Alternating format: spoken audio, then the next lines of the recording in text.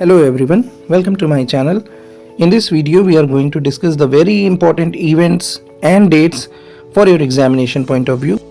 तो ये वीडियो हमारा दो पार्ट में होने वाला है. पहले पार्ट में हम लोग सारे इंपॉर्टेंट इवेंट्स कवर करेंगे 1757 से लेकर 1907 तक. तो प्लीज़ पूरा वीडियो देखिएगा, बहुत इंपॉर्टेंट वीडियो होने वाला है. चलिए वीडियो स्टार्ट करते हैं. तो सबसे पहली जो बैटल है वो बैटल ऑफ प्लासी है. 1757 में ये बैटल हुई थी और ये बैटल बंगाल के नवाब और ब्रिटिश के बीच में हुई थी और अल्टीमेटली ब्रिटिश ने यहाँ पर जीत हासिल करी थी. And with this win the Britishers become the masters of the Bengal. और इस बैटल के साथ और इसके बाद आने वाली जो दूसरी बैटल है, उन दो बैटल के साथ ब्रिटिश ने पूरी तरीके से बंगाल के ऊपर अपना कंट्रोल एस्टैब्लिश. ठीक है, तो ये दूसरी बैटल हमारी आ जाती है बैटल ऑफ बक्सर 1764 में. ये दो बैटल के साथ battle of Plassey 1757 and battle of Buxar, जो ब्रिटिशर्स थे वो मास्टर्स बन गए थे बंगाल वाले एरिया के. और यहाँ से एक तरीके से ब्रिटिश का रूल, कंपनी का रूल शुरू होता है, ईस्ट इंडिया कंपनी का. अभी तक जो लोग ट्रेडर्स थे वो अब रूलर्स की तरह काम करने लगेंगे. तो ये हमारी दूसरी इंपॉर्टेंट इवेंट है. अब आगे देख लेते हैं. इसके बाद आ जाता है हमारा डुअल एडमिनिस्ट्रेशन. जी हाँ, जो रॉबर्ट क्लाइव थे उन्होंने 1765 में बंगाल वाले एरिया में डुअल एडमिनिस्ट्रेशन वाला सिस्टम बनाया था, जिसको डुअल गवर्नमेंट भी बोलते हैं. तो यहाँ पे बस ये याद रखना है, 1765 में dual government was introduced in Bengal.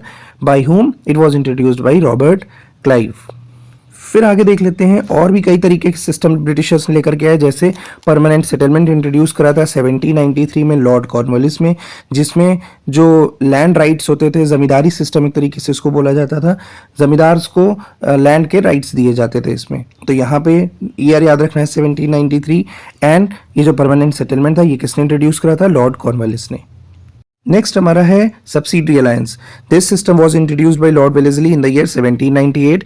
इसमें क्या होता था, जो रूलर्स होते थे, इंडियन रूलर्स होते थे, वो ब्रिटिश आर्मी को अलाउ करते थे वो उनकी स्टेट में रहे और उनको प्रोटेक्ट करे, और अपनी खुद की आर्मी को वो क्या करते थे? डिसबैंड कर देते थे.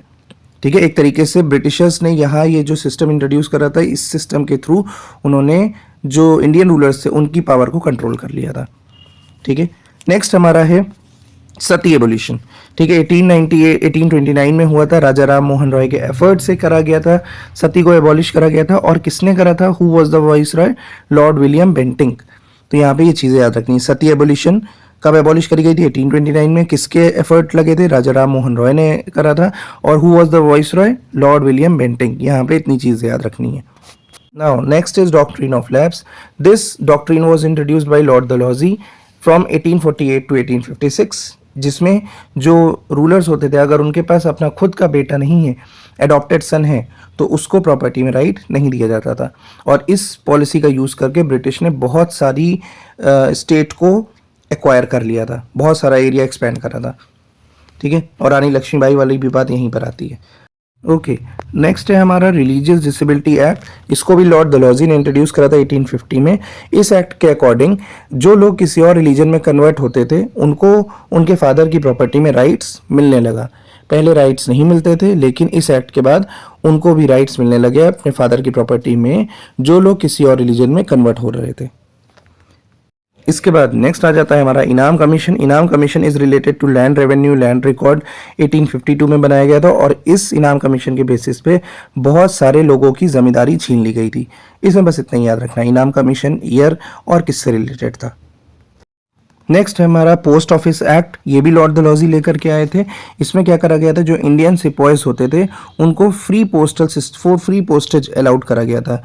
और इस एक्ट के बाद जो लॉर्ड डलहौजी थे उन्होंने यूनिफॉर्म पोस्टल सिस्टम लेकर के आए, जिसमें ये जो उनको प्रिविलेज दी गई थी फ्री पोस्टेज की, वो उनसे छीन ली गई. तो ये सब मिलिट्री कॉजेज भी बने थे आगे चल करके. Now, next in the series is General Service Enlistment Act 1856. This was introduced by Lord Canning. According to this act, Indian sepoys have to serve overseas also.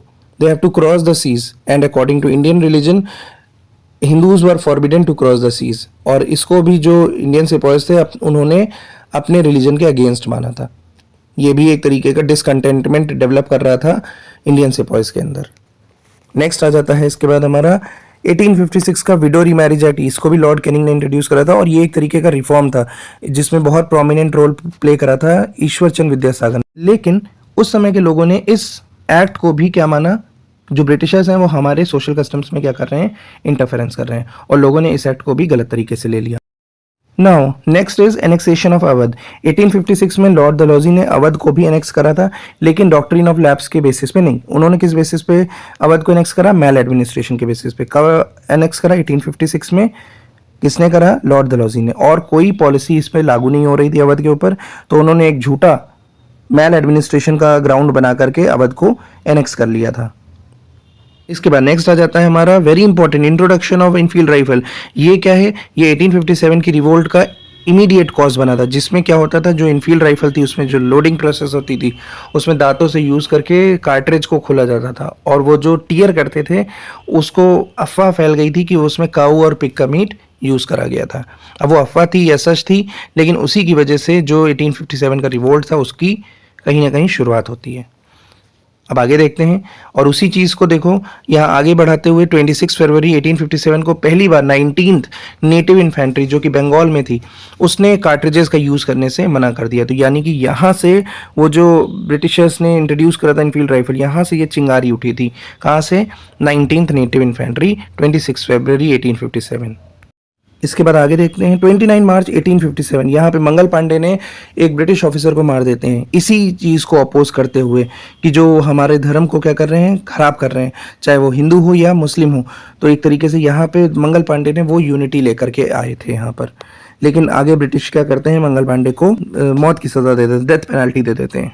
तो जो हमें दूसरी डेट याद रखनी वो 8 अप्रैल 1857, जहाँ जिस दिन मंगल पांडे को एग्जीक्यूट करा गया था। And from this day Mangal Pandey become a martyr. और उसके बाद मंगल पांडे की इस एक्ट की वजह से वो जो आग थी वो लगातार फैलती जा रही थी, और 1857 का जो रिवोल्ट था वो शुरू हो जाता है।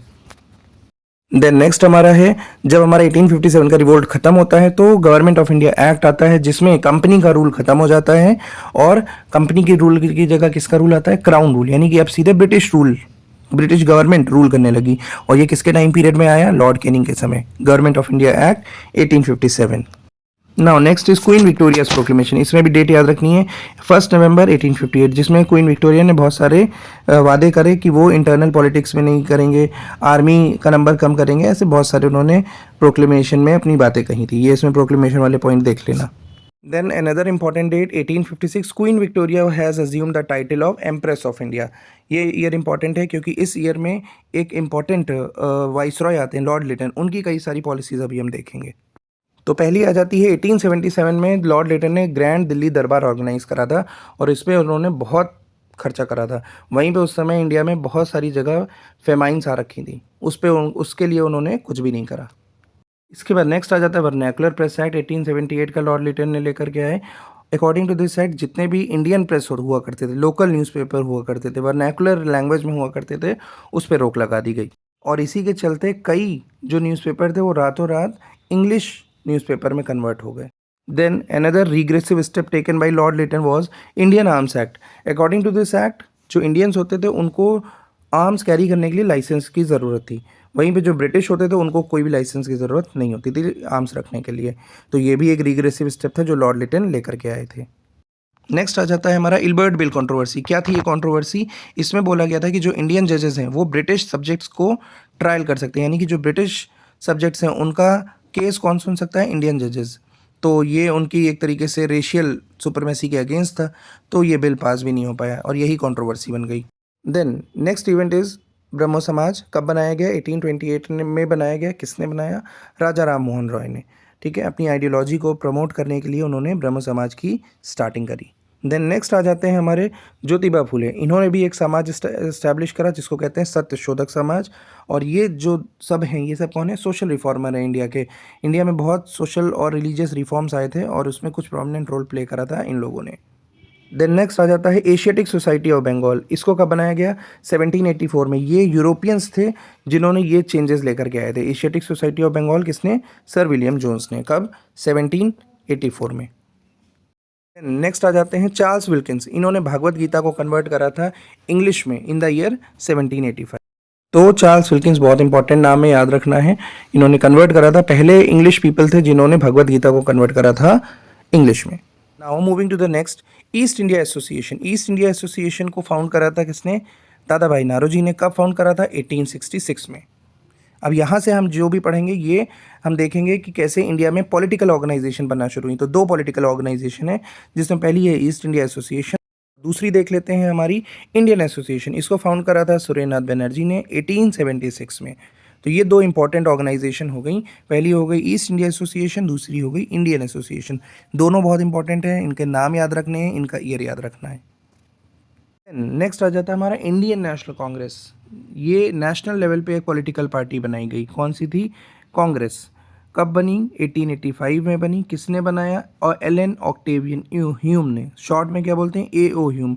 और इस समय वाइसरॉय अगर पूछा जाए कौन थे तो लॉर्ड डफरिन। तो ये चीज़ें याद रखनी है यहाँ पर। 1885 Lord Dufferin, Allan Octavian Hume. Now moving to the next part, यहाँ पे दो चीज़ हम देखेंगे। ये कौन है? उमेश चंद्र बनर्जी हैं, और ये पहले इंडियन नेशनल कांग्रेस के प्रेसिडेंट थे। कब? 1885 में। ठीक है, तो हमें दो प्रेसिडेंट के बारे में पढ़ना है। पहले कौन थे? उमेश चंद्र बनर्जी, या शॉर्ट में WC बनर्जी। कब थे? 1885 में। इस समय प्रेसिडेंटशिप कहाँ थी? मुंबई में। देन नेक्स्ट आ जाते हैं 1886 में Dadabhai Naoroji. Second Indian National Congress के प्रेसिडेंट कौन थे? दादा भाई नारोजी। कब? 1886 में। नाउ नेक्स्ट यहाँ पे समझ लेते हैं कि जो हमारा इंडियन नेशनल मूवमेंट है वो तीन फेजेस में यहाँ से चलेगा। पहला फेज़ है अर्ली नेशनलिस्ट फेज़, या जिसको मॉडरेट फेज़ भी बोलते हैं, 1885 से लेकर 1905 तक।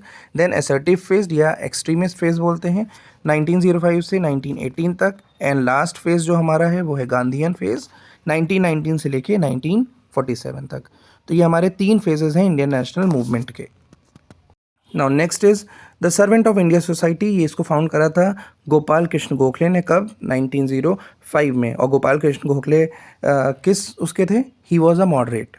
ठीक है, तो ये याद रखना है। मॉडरेट में तीन चार नाम याद रखने हैं, जैसे सुरेंद्रनाथ बनर्जी, दादा भाई नारोजी, गोपाल कृष्ण गोखले। ये सब कौन है? मॉडरेट हैं। ऐसे ही हमारे एक्सट्रीमिस्ट में लाल बाल पाल का ट्रियो है, वो याद रखना है। आगे आएगा तब डिस्कस करेंगे।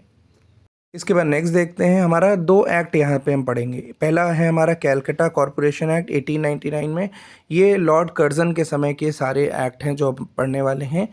ठीक है, 1889 में कैलकटा कॉरपोरेशन एक्ट। और ये जितने भी एक्ट हैं ये सब गवर्नमेंट के कंट्रोल को इंक्रीज़ करने वाले हैं, यानी कि इंडियंस के नंबर को कम करने वाले हैं। अब इस उसमें हमारा दूसरा है इंडियन यूनिवर्सिटीज़ एक्ट। कब आया? 1904 में। किसके टाइम पीरियड पे आया? लॉर्ड कर्जन के समय पर। ठीक है, और इस इंडियन यूनिवर्सिटी एक्ट में जो गवर्नमेंट है उसको और ज़्यादा कंट्रोल मिल गया यूनिवर्सिटीज़ के ऊपर। अच्छा, क्यों लाना चाहती थी ये सब government act?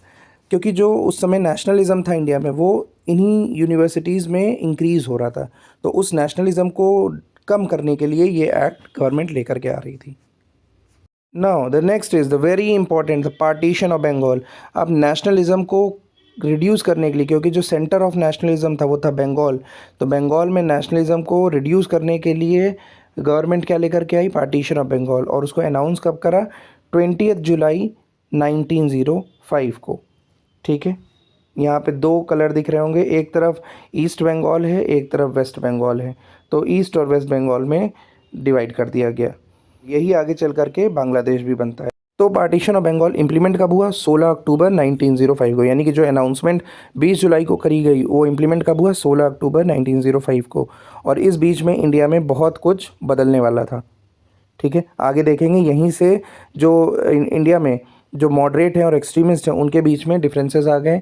Indian National Congress में डिवीज़न आ गया, और यही ब्रिटिशर्स की साजिश थी, यही वो चाहते थे। तो अब इसके बाद नेक्स्ट देखते हैं कैलकटा सेशन। तो कांग्रेस का कैलकटा सेशन 1906, ये बहुत इंपॉर्टेंट था। इसको हेड करा था दादा भाई नारोजी ने, और यहाँ पे दो डिमांड एक्सेप्ट करी गई थी। पहला स्वराज की डिमांड, और दूसरी स्वदेशी एंड बॉयकॉट। तो यहाँ पे कैलकटा सेशन में ये दो इंपॉर्टेंट चीज़ें याद रखनी है। स्वदेशी एंड बॉयकॉट मूवमेंट की शुरुआत करी गई थी यहाँ से, और दूसरा डिमांड ऑफ स्वराज। ठीक है, जो पार्टीशन ऑफ बंगाल हुआ था उसी के अगेंस्ट स्वदेशी एंड बॉयकॉट चलाया गया था। Now moving to the last slide, Surat split 1907 में हुई। सूरत स्प्लिट किस लिए बोला गया? क्योंकि यहाँ पे कांग्रेस में डिवीज़न आ जाता है। कांग्रेस में मॉडरेट्स और एक्सट्रीमिस्ट के बीच में स्वदेशी बॉयकॉट मूवमेंट को लेकर डिफरेंसेस आ जाते हैं। मॉडरेट्स स्वदेशी एंड बॉयकॉट मूवमेंट को बंगाल तक सीमित रखना चाहते थे, वहीं पर जो कांग्रेस के एक्सट्रीमिस्ट ग्रुप था वो चाहता था कि हम स्वदेशी बॉयकॉट मूवमेंट को बंगाल के बाहर भी लेकर के जाएं। तो यहीं पे हम डिवीज़न देखते हैं, सूरत स्प्लिट इसको बोलते हैं। यहाँ पे ग्रुप एक्सट्रीमिस्ट और मॉडरेट में डिवीज़न हो गया।